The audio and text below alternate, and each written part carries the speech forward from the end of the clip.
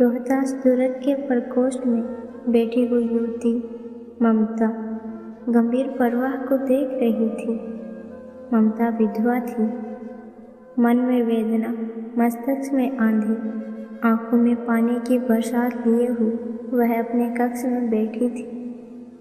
वह रोहतास दुर्गपति के मंत्री चूड़ामणि की इकलौती पुत्री थी।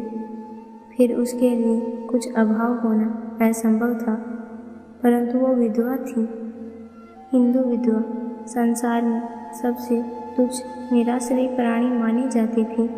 तब इसकी विडंबना का कहाँ अंत था। चूड़ामणि ने चुपचाप उसके कमरे में प्रवेश किया। दुख के प्रवाह में वो अपने आप में खोई थी और बेसुध थी। पिता का आना वो जान ना सकी। चूड़ामणि व्यथित थी। इतने प्रेम से पाली हुई अपनी पुत्री के लिए वो क्या करे, यह देखकर वो स्थिर रह गई और लौटकर बाहर चले गई। ऐसा रोज होता, पर आज मंत्री के मन में बहुत चिंता थी। पैर सीधे नहीं पड़ रहे थे। एक पहर बीत जाने पर वो फिर से ममता के पास गए। उस समय उनके पीछे 10 सेवक चांदी के बड़े थालों में कुछ लिए हुए खड़े थे।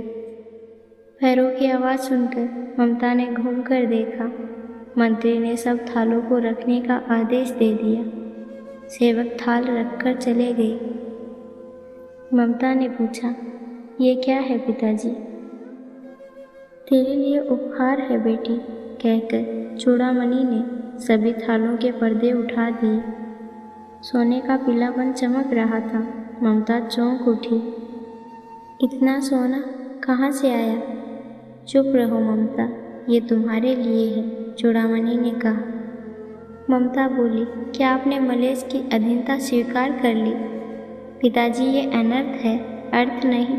लौटा दीजिए पिताजी, हम लोग ब्राह्मण हैं, इतना सोना लेकर क्या करेंगे? चूड़ामणि बोला, इस सामंत का अंत निश्चित है बेटी और समीप है। किसी भी दिन शेरशाह रोहितास दुर्ग पर अधिकार कर सकता है। उस दिन मंत्रित्व नहीं रहेगा, तब के लिए है बेटी।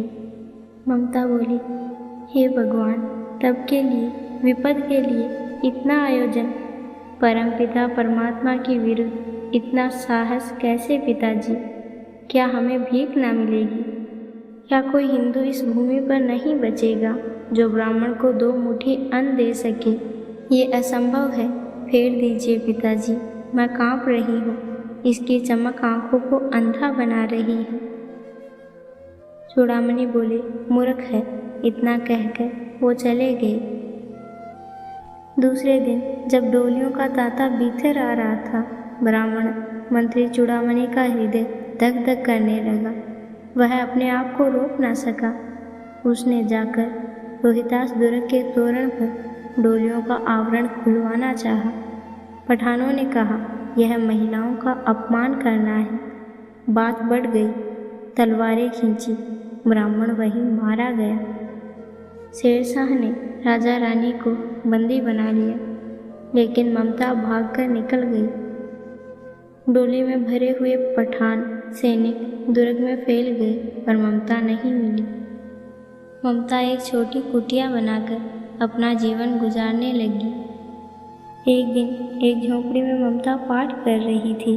तभी एक घबराया हुआ युवक उसके सामने आकर खड़ा हो गया। ममता उठी और उसने कपाट बंद करना चाहा, परंतु उस व्यक्ति ने कहा, माता, मुझे आश्रय दीजिए।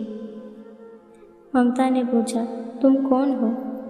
व्यक्ति ने कहा, मैं मुगल हूँ। चौसा के युद्ध में शेरशाह से हारकर रक्षा चाहता हूँ। इस रात के आगे अब चलने में असमर्थ हूँ। ममता ने कहा, क्या शेरशाह से? तब व्यक्ति बोला, हाँ माता। ममता बोली, परंतु तुम भी वैसे ही क्रूर हो। वही भीषण रक्त की प्यास तुम्हारे मुख पर भी है। सैनिक, मेरी कुटी में स्थान नहीं, जाओ कहीं और विश्राम करो। गला सूख रहा है, साथी छूट गए हैं, घोड़ा गिर पड़ा है, इतना थका हुआ हूँ। इतना कहते कहते वह व्यक्ति धम से नीचे बैठ गया और उसके सामने ब्रह्मांड घूमने लगा। ममता ने सोचा, यह विपत्ति कहाँ से आई। उसने उस मुगल को जल पिलाया, मुगल के प्राणों की रक्षा हुई। वह सोचने लगी, ये सब विधर्मी दया के पात्र नहीं है, मेरे पिता का वध करने वाले यही है। घृणा से उसका मन भर गया।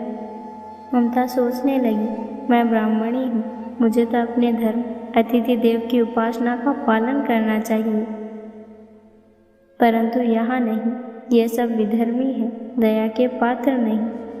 परंतु यहाँ तो दया नहीं, कर्तव्य है। मुगल अपनी तलवार टेक कर खड़ा हो गया।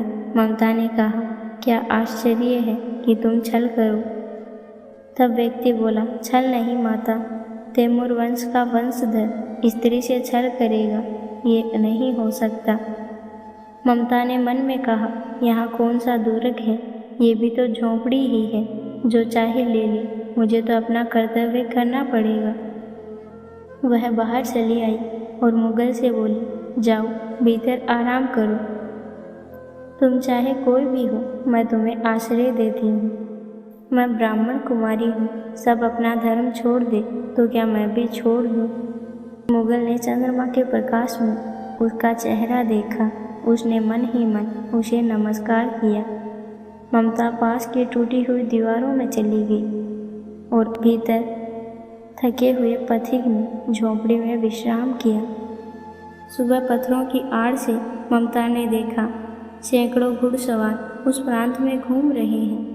वह अपनी मूर्खता पर अपने आप को कोसने लगी। अब उस झोंपड़ी से निकलकर उस पथिक ने कहा, मिर्जा मैं यहाँ हूँ। शब्द सुनते ही सभी प्रसन्नता से झूम उठे।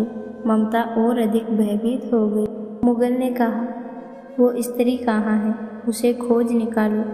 ममता छिपने के लिए और अधिक प्रयास करने लगी। ममता पत्थरों के बीच चली गई, उसमें से दिन भर नहीं निकली। संध्या में जब उन लोगों के जाने का वक्त हुआ, तब ममता ने उस मुगल को कहते हुए सुना कि मैं उस स्त्री को कुछ ना दे सका, उसका घर बनवा देना, क्योंकि मैंने विपत्ति में यहाँ विश्राम किया है, यह स्थान भूलना मत। इसके बाद वे चले गए। चौसा के मुगल पठान युद्ध को बहुत दिन हो गए थे। ममता अब 17 साल की बुढ़िया हो चुकी थी। वह अपनी झोंपड़ी में एक दिन पड़ी थी। सर्दियों का समय था। उसका शरीर खांसी से गूंज रहा था।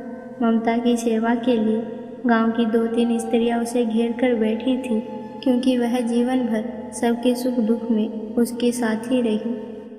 ममता ने जल पीना चाहा। एक स्त्री ने चम्मच से जल पिलाया। तभी एक घुड़सवार उस झोंपड़ी के द्वार पर आया। वह अपनी धुन में कहने लगा, मिर्जा ने जो चित्र बनाकर दिया है वो तो इसी झोंपड़ी का होना चाहिए।